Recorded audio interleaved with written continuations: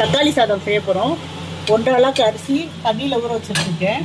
தக்காளி வந்து நான் 5 தக்காளி எடுத்து வச்சுருக்கேன், நறுக்கி வச்சுருக்கேன். ஒரு வெங்காயம், அப்புறம் ஒரு கைப்பிடி வந்து இது புதினா, அப்புறம் 2 பச்சை மிளகா, அப்புறம் பட்டை கிராம்பு ஏலக்காய் தாளிக்கிறதுக்கு இஞ்சி பூண்டு நசுக்கி வச்சுருக்கேன். இப்போ நான் செய்ய ஆரம்பிக்கிறேன் பாருங்கள். எண்ணெய் ஊற்றலாம்.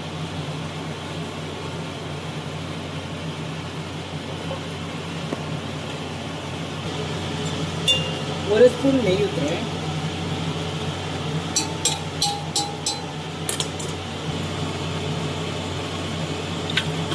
பட்டை கிராம்பு போடுறோம் பாருங்க.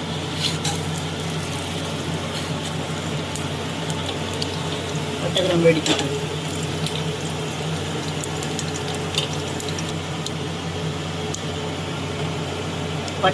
பட்டை சோம்புலாம் வெடிச்சிச்சு. இப்போ வெங்காயம் போடணும் பாருங்க.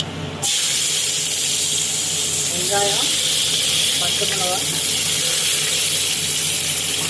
இஞ்சி பூண்டு போடுறேன்.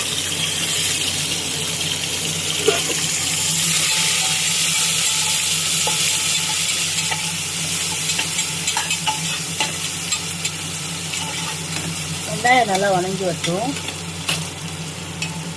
இந்த இஞ்சி பூண்டியோட பச்சை வாசமும் போகணும், வெங்காயம் வணங்கி வரணும். இப்போ ஒரு மஞ்சள் மட்டும் ஒரு 1/2 ஸ்பூன் போடுறேன் பாருங்க. மஞ்சள் தூள் 1/2 ஸ்பூன்.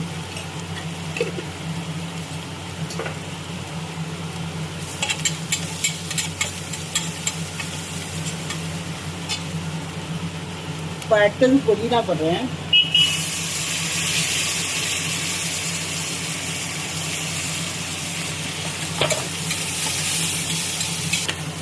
கரம் மசாலா 2 ஸ்பூன் போடுறேன்.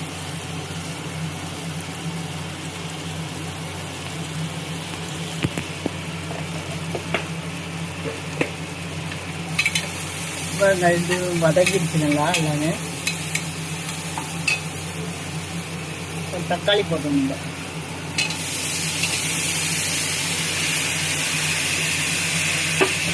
தக்காளி போட்டால் கொஞ்சமாக உப்பு போடணும். அப்போ தான் வந்து சீக்கிரமாக அந்த தக்காளி வந்து உங்களுக்கு வதங்கும். தக்காளிக்கு தேவையான அளவுக்கு மட்டும் உப்பு போடுறேன். அப்புறமா கொஞ்சம் போடலாம் அரிசி போடுறப்ப.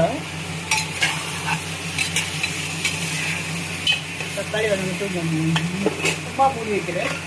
ஒரு விசில் போடணும். ஒரு கைப்பிடி போட்டிருக்கேன்.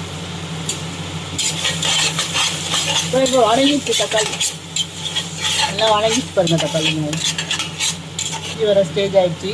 இப்போ தண்ணி ஊற்றப்படும். நம்ம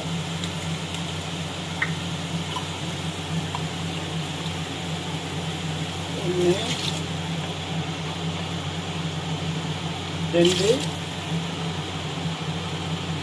2 அரிசி போட்டிருக்கேன். ஆனால் வந்து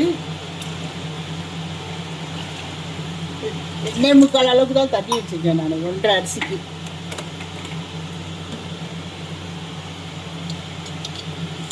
அரிசி போடட்டும்.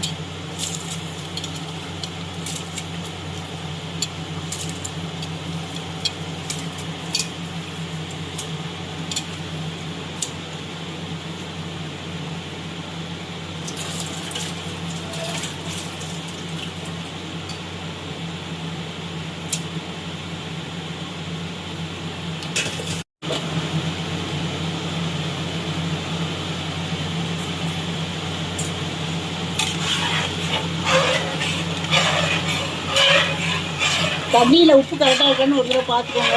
அதுக்கப்புறம் மூடி வச்சுருக்கோம். மூடி 5 விசில் கழிச்சு நான் அவங்கள பார்க்குறேன். தீவி வச்சுருக்கோம். கொத்தமல்லி கொஞ்சம் போட்டிருக்கோம். அப்புறம் ஒரே ஒரு பச்சை மிளகா போட்டிருக்கோம். உப்பு போட போகிறோம். இப்போ இதுக்கு தேவையான அளவு உப்பு. தயிர், வெங்காயம் தயிர் கூட நல்லாயிருக்கும். ஆனால் மழை பெய்யறனால வெங்காயம் போடல நான்.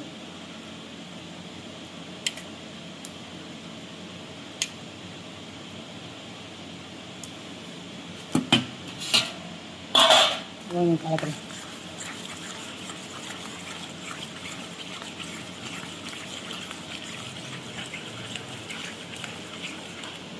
தக்காளி சாதம் ரெடி ஆயிடுச்சு. பாருங்கள், சாப்பிட்டு எப்படி இருக்குன்னு கமெண்ட் பண்ணுங்கள், லைக் பண்ணுங்கள், சப்ஸ்கிரைப் பண்ணுங்கள்.